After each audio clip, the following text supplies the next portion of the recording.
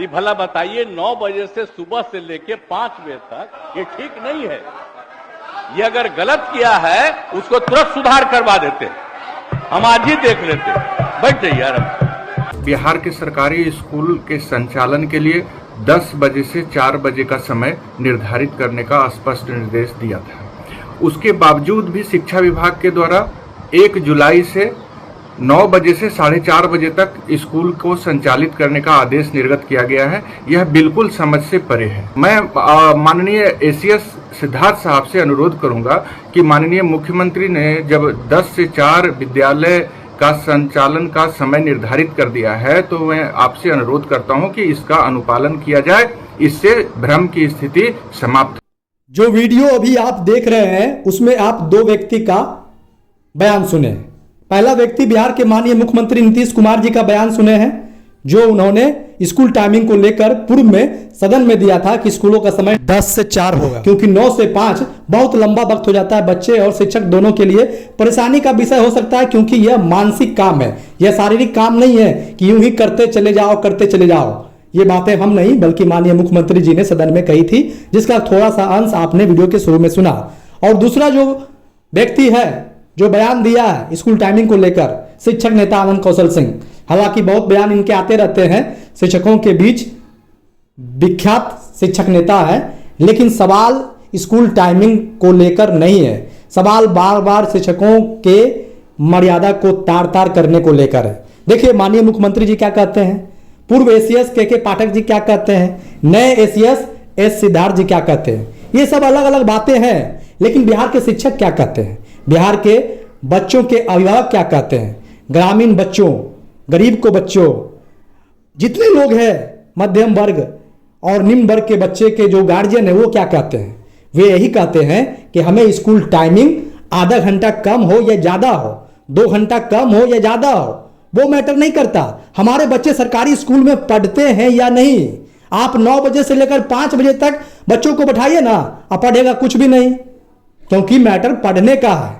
Matter अधिक से अधिक समय तक बैठने का नहीं है, मैटर पढ़ने का है। और पढ़ाई सरकारी स्कूलों में किस तरीके से इन दिनों हो रही है, किस दबाव में हो रही है, चाहे बच्चों पर दबाव हो या फिर शिक्षकों पर दबाव हो या फिर कोई अन्य कारण हो, दबाव बिहार के सरकारी स्कूलों पर बढ़ता जा रहा है। जो दबाव पहले शिक्षकों पर कुछ नहीं होता था, बच्चों पर कुछ नहीं होता था, जो विद्यालय पूरी तरह से काम करने में सक्षम होते थे, शिक्षक अपनी जो मर्यादा है वो जानते थे, शिक्षक अपने कर्तव्यों को जानते थे और बखूबी निभाते भी थे, तभी आज सरकारी स्कूलों में पढ़े हुए बच्चे राष्ट्रपति, राज्यपाल, डीएम, एसपी और बड़े बड़े पदों पर है। और वे शौक से कहते हैं, सीना तान कहते हैं कि हमने तो गांव के सरकारी स्कूलों से पढ़ा है। तो क्या पहले के गुरुजी में इतना निगरानी होती थी? नहीं होती थी। आज शिक्षकों को बांधने की कोशिश किया जा रहा है। पढ़ाने का काम शिक्षक का है, लेकिन तय एसी में बैठने वाले लोग करेंगे। पढ़ाना शिक्षक को है, पढ़ना बच्चों को है, लेकिन तय कौन करेगा? जिनको इन दोनों कामों से कोई मतलब नहीं है। अब आधा घंटा कम या ज्यादा को लेकर राजनीति होती रहती है। शिक्षक नेता अलग बयान देंगे, विपक्ष के नेता अलग बयान देंगे, सरकार और पक्ष के नेता अलग बयान देंगे। बयानों में उलझते रहिए। पढ़ाई कहाँ जा रही है बिहार के सरकारी स्कूलों से, इस पर मंथन करने को कोई तैयार नहीं है। मीडिया भी स्कूल टाइमिंग बढ़ा, स्कूल टाइमिंग घटा, अब शिक्षक 10 मिनट पहले आएंगे, अब शिक्षक 1 घंटा पहले आएंगे, बच्चों की छुट्टी के 2 घंटा बाद जाएंगे। तमाम चीजें होते रहती है, लेकिन इससे कोई फायदा बिहार के समाज को नहीं है, बिहार के सरकारी स्कूलों में पढ़ने वाले बच्चों को नहीं है। इतना आप जान लीजिए।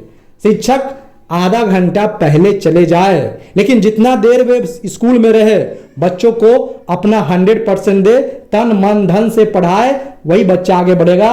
बल्कि आप जितना भी कोशिश कर लीजिए, जितना भी दबाव दे दीजिए, शिक्षक का मनोयोग सही नहीं रहेगा, आत्मा शांत नहीं रहेगा, मन शांत नहीं रहेगा, तो कहीं ना कहीं उनका जो कार्य है वो गुणवत्तापूर्ण नहीं हो पाएगा। और इसमें शिक्षक का भी दोष आप ज्यादा नहीं दे सकते हैं, क्योंकि हर कोई अपने आप में बंधा है प्रकृति के नियमों से। अब मानसिक काम है, आप लगातार नहीं कर सकते हैं, और कर सकते हैं तो उसका जो कंडीशन है उसको पालन करना होगा। बिहार के सरकारी स्कूलों में क्या है? न पंखा है, न बैठने का बेंच है, न पीने का पानी है, तो आप लगातार कैसे रह सकते हैं? और पाठक साहब ने जो चीजें लाने का प्रयास किए वह धरातल पर कितना उतर पाया, जाकर मुआयना कीजिए ना, आपको पता चल जाएगा।